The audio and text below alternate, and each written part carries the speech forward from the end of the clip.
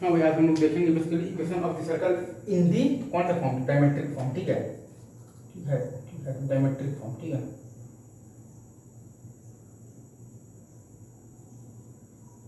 ठीक है।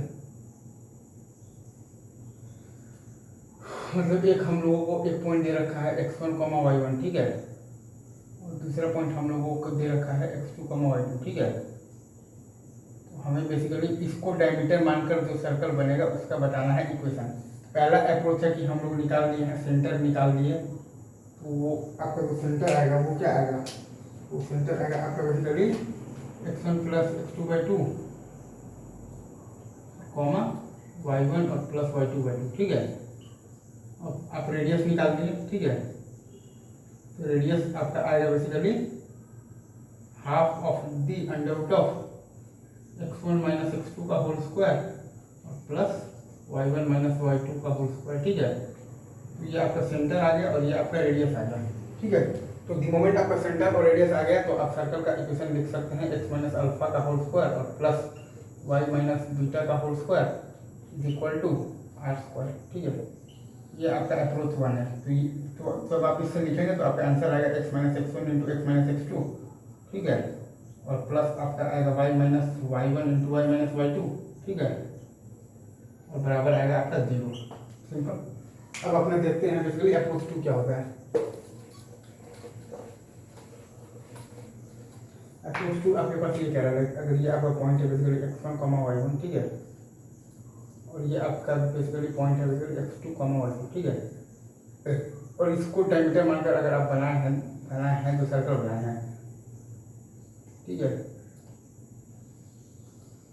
तो हम लोग जानते हैं कि सेमी सर्कल में बेसिकली जो भी एंगल होता है वो 90 डिग्री का होता है, बेसिकली x, y, ठीक है। तो हम लोगों ने ये किया है कि स्लोप का प्रोडक्ट -1 दिखा देंगे। स्लोप बेसिकली एक का है y minus y1 by x minus x1, ठीक है, इंटू आप स्लोप लिखिएगा, दूसरे का लिखिएगा y minus y2 by x minus x2, ठीक है, इज इक्वल टू -1। इसको सॉल्व आप जब कीजिएगा तो आ जाएगा x minus x1 into x minus x2 और plus y minus y1 into y minus y2 is equal to 0, ठीक है।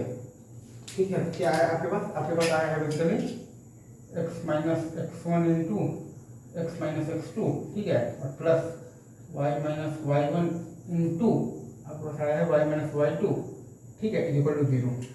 अब ये जो आपका है ना, ये टर्म है आपका बेसिकली तो क्वाड्रेटिक इक्वेशन है two with root x1, x2, ठीक है, क्वाड्रेटिक इक्वेशन है विथ रूट्स आपके पास है x1, x2, ठीक है।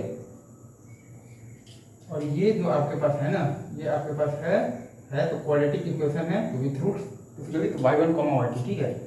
ये आपके पास है क्वाड्रेटिक इक्वेशंस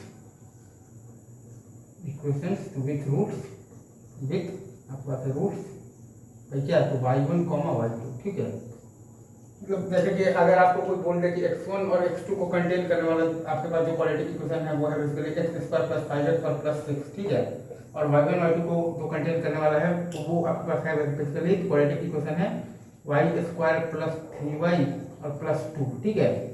तो इसमें आपको तो और फिर आपको बेसिकली वो सर्कल का अगर बताना है इक्वेशन तो आप ये नहीं करेंगे कि आप पहले x1 मतलब कि x2 निकालेंगे और फिर आप y1 और y2 निकालेंगे और फिर आप उसको रखिएगा इसमें और फिर आप सर्कल का इक्वेशन निकालेंगे। नहीं नहीं नहीं नहीं नहीं, ये जो है x minus x1 into x minus x2 ये वही क्वाड्रेटिक इक्वेशन है विथ रूट्स x1, x2 और y minus y into y minus y2 है, तो ये वही क्वाड्रेटिक इक्वेशन है विथ रूट्स y1, y2।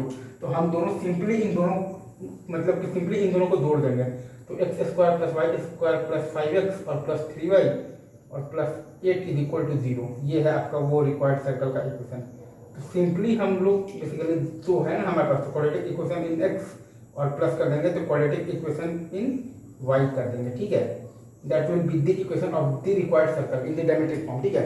हम लोग ये नहीं करेंगे कि यहाँ से x1, x2 निकालें फिर यहाँ से मतलब कि y1, y2 निकालें और फिर उसको हम लोग इसमें रखें। तो यही है, अभी रखते हैं, बाकी बात आगे करते हैं। All the best.